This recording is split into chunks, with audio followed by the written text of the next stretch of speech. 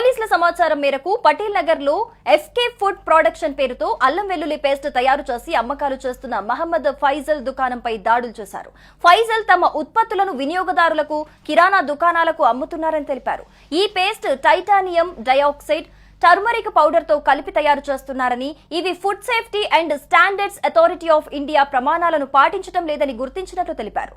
ఈ దాడుల్లో 870 కిలోల అల్లం వెల్లుల్లి పేస్ట్, 4 కిలోల టైటానియం డయాక్సైడ్, 16 కిలోల మోనోసైట్రేట్, 4 కిలోల టర్మరిక్ పౌడర్ స్వాధీనం చేసుకున్నామని టాస్క్ ఫోర్స్ పోలీసులు వివరించారు. అల్లం వెల్లుల్లి పేస్ట్ మెరుపుతో కనిపించేలా చేయటానికి ఫారూక్ టాల్కం పౌడర్లలో వాడే టైటానియం డయాక్సైడ్ అనే రసాయనాన్ని కలుపుతున్నాడు.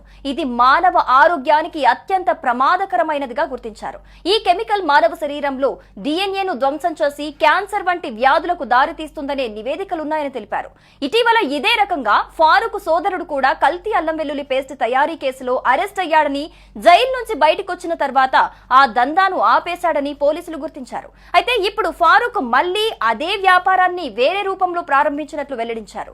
ఈ ఘటనపై కేసు నమోదు చేసి మరింత విచారణ కొనసాగిస్తున్నట్లు పోలీసులు తెలిపారు.